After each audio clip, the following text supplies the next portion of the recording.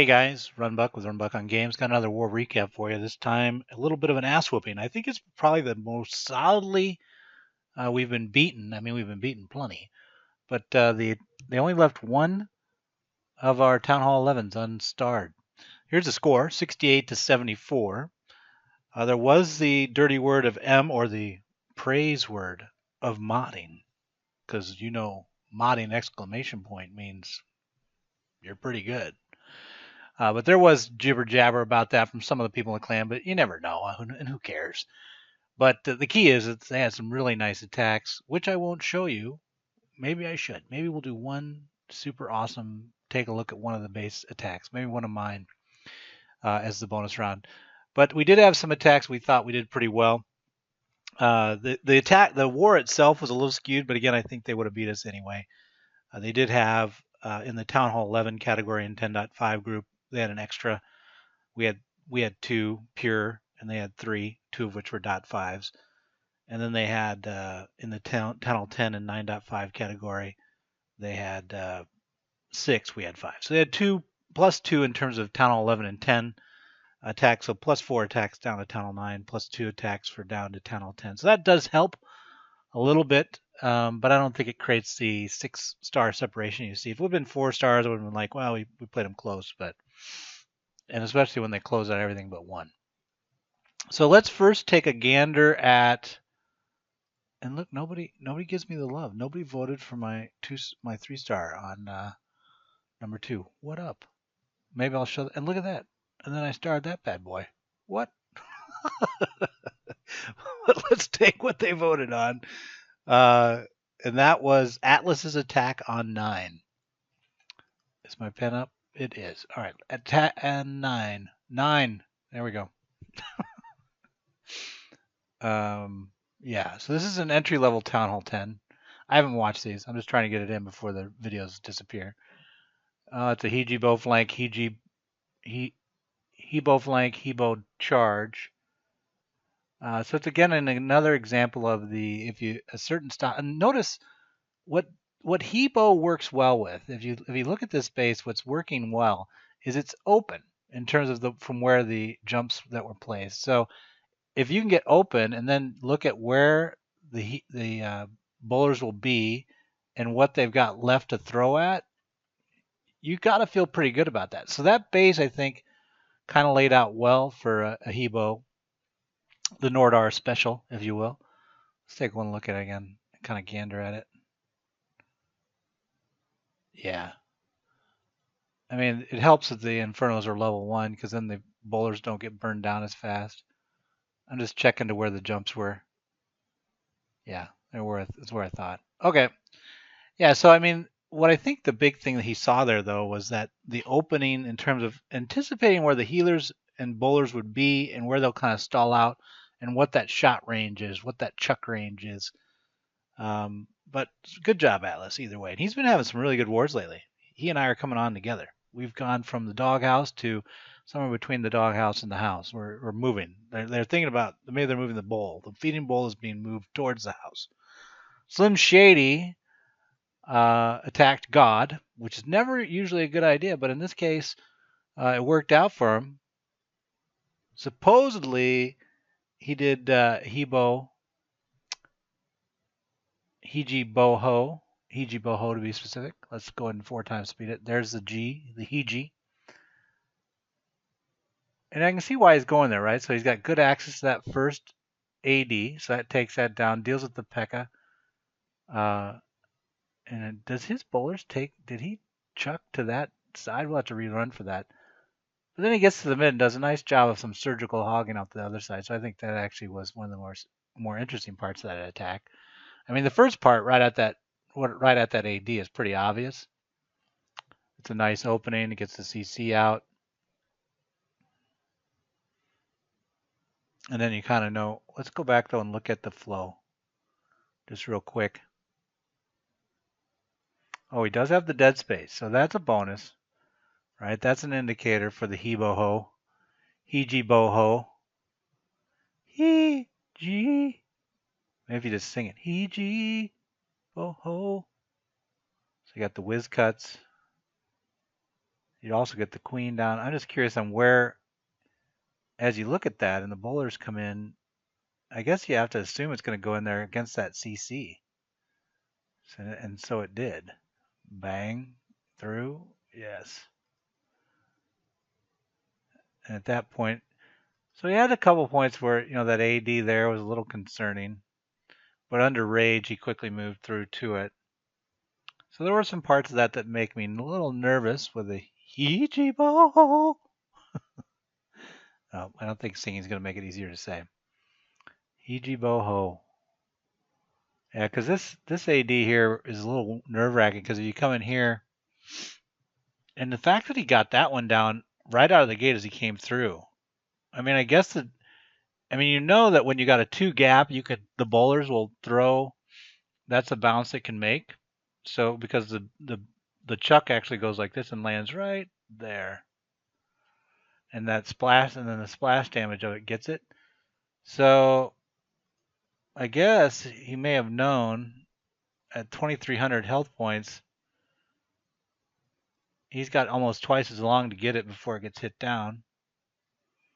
Hard to predict, but and so if he hadn't gotten that down, if his guys would have swung this way, his healers though still would have been right about here. So I think he would have felt safe about that, even if that would have still stayed up. And then he comes through, his healers would be here, his giants would be here, maybe here, and that's where he'd be in trouble. But if it's under rage, he'd take it out pretty quick. So I guess the moral of the story is if you can have the bowlers in play when you make your move on a wall where the AD's right behind it, not as much of a risk point.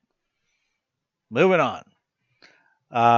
We also had a vote for both who we've seen plenty of. Let's take a look at Yip. Who boy's like, dude, you've never seen enough of me. No, we did. We're done with you. Never again, Woo boy. Never again. I lie. So it's an entry level again. Let's see. Got the nice baby dragon in the CC. What are we looking at here? Looks like a split. Looks like an archer queen walk coupled with a HeVa somewhere. But what you like about that is he got the CC out. Oh, look. It's a bowler walk. Holy cow. Go crazy. It seems like he's got way more bowlers than he should. But I guess they switched over. Oh, they switched to the Valks. Could he have planned that? Let's see that again. Was that intentional? If he's watching, he can comment on whether the switch was intentional. Because it's always hard to. I mean, in Town 11, you can plan the switch because you know the queen's going to go down and then switch over to minors. So that's pretty much, you can anticipate the walk of the queen and kind of know where she's going to be under massive pressure and probably go down. But what I'm curious about here is he drops these healers right there. He's got the cutoff. And I would say no. You can't anticipate this. This is just, unless the bowlers are.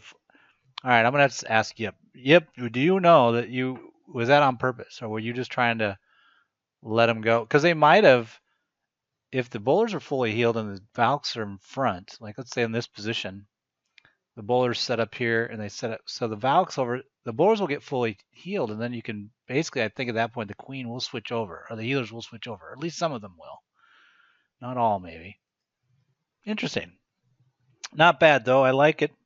I like the use of a little mini bowler walk there. Mini bowler walk. I'm going to write that down so I properly identify that you did a mini bow. A mini bow. All right, so I promised to show one of their awesome attacks. Why don't we show them hitting my base? Because I'm mad at this base now. Am I mad at this base? I can't decide. I can't show this one because I think Nord still uses that base. Let's see. I'm not. So if I'm not going to show that, then we got to show mine. Bonus round, 4 times speed, Butterburger, replay, and then we'll be done. I have to check with Nord if he's still planning to use that base. I'm not using it anymore. I think it had its moment in the sun. But look what I did. I did a normal, but from the corner, a HeBo flanks, HeBo, charge. And voila, rolled him. Well, can you say that's a roll? I guess you could say I. Now, the question would be more, what one might ask is, wow, boy, I'm just beating my way through this thing. Maybe it was closer than we thought. I always make things exciting, though. But let's look at that, because why? I don't remember why, but why did I go in from the angle? Let's take a look at the base again. I think it's because of this box. Because I could come in from this direction, and that would work out all right, but I was afraid of this. Oh, I see what I was afraid of. Yeah, so so this is another dumbbell base, H base, dumbbell base, whatever you want to call it. Let's draw it. Let's draw it. You know you want to, although it's not exactly there. It's not exactly a pretty H, but it's there. We'll pretend it's there. But the problem with it is you could totally do a HeBo flank with the HeBo drive, right? Jump, jump. But the spread is what you don't want with a bowler attack, because in this front, plus with this thing going nutso, would take it out. So instead, what I did is by HeBoing flank from this direction with a wall breaker here, then a jump here and a jump here, it allows me to isolate basically still the Inferno towers. We'll still get them one at a time. And then as I move up through the base itself, we can deal with the second one and not be tied up. So I think that was the big deal, is that it allowed my jumps to get a lot deeper into the base, basically mitigated a lot of walls. That's why I went through the corner. So that help anybody? Who knows? I still want to show, I really want to show that Nord's base, but I can't. I want to just click on it. Let's just show one of these. These guys were really good. I mean, so 6 Fernando. Was he a warden? Let's see. I want to show him. I want you to show you a peer attack. Let's see. Did he use? Oh, he wasn't a warden. So let's take a look at this one. So they did a lot of queen walks. I remember that. That was true. And interesting that notice how he's opening us a little bit of air, just in an effort to trigger. Gets that down. Look at the patience off this in terms of the queen. That's some long time patience. And then the mix of stuff as well. Like then you got some bowlers, you got some Valks running around. They take care of the Inferno tower. And I had heard that the Power Bang put on a video talking about how to, if you can walk the queen in, which is what he did, you can walk on those H bases, which this is that separated Inferno. This is actually an interesting bonus. Space is going to be pissed, but I keep telling Space he's got to get rid of the space. Or no, I didn't. But it's interesting because Power Bang was talking about, like, if you can come in and get it to where there's not a lot of DPS, a big DPS target while the thing's under fire. And if you would have like modeled this, you can tell what the queen will move this way, and she's going to basically only maybe have this. Whoops. She'll only have this in elixir collector before she switches to the Inferno. And if you can get that type of situation, oh, yep, so there's the elixir collector. It's under fire. And then cloak right at the end, she has enough juice to take out an Inferno. So really, Fernando, I would say some people might yell Mater. I would yell Bravo, because I think that really is just a good application of what Power Bang had in his video. You also then get the CC under Rage. So you've done a lot of good value. And then the queen continues on while under pressure from 2 expos. And you don't feel bad about taking it. What is that, your second Rage? Yeah, so not bad. And you get the king and the queen. I mean, huge value. Now this part here is kind of wonky. This mix that you decided to do, I mean, got some bowlers and then got the Valks to try to, I guess you're using bowlers to force the Valks inside? Well, I don't know. So that part's a little bit like, wow, where did you come up with that? But the first part, totally I could see making sense, but I think most people then would have looked at that and then probably would have mass minored from this direction. Or maybe done the king walk here first, like a king, then a king walk with the mass minor with the wall break, and then a mass minor this direction would really kind of isolate. Because remember, he had already taken this part out. The queen was there, so really it would have centered on the Inferno and would have accomplished the same goal. So I think the big thing was his recognition of that queen walk, getting into the cell and changing that base just slightly to where when the range, you could make that base still workable to where that attack wouldn't function. If you just switched out like this, moved this back a little bit, like swapped it with the collector, or put two gold stores here and here, where the queen's going to get one or the other one before, and then that it forces them to cloak early, and they can't. It's not the same timing. Anyway, now we're really done. All right, guys, good luck in your wars. And I've been really busy, but I want to get back to streaming some of the openings and playing with the base designs, but just been busy with work. So we'll see when we get back to that. Talk to you guys later. What am I gonna do? My clan sucks. Hey, it's JTJ. I think that's an all-out attack. No, it's the legendary JTJU. JTJU.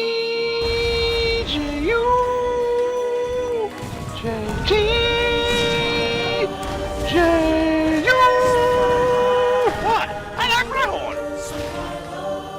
You and this army. Download Clash of Clans for free. Then subscribe to JTJU and win.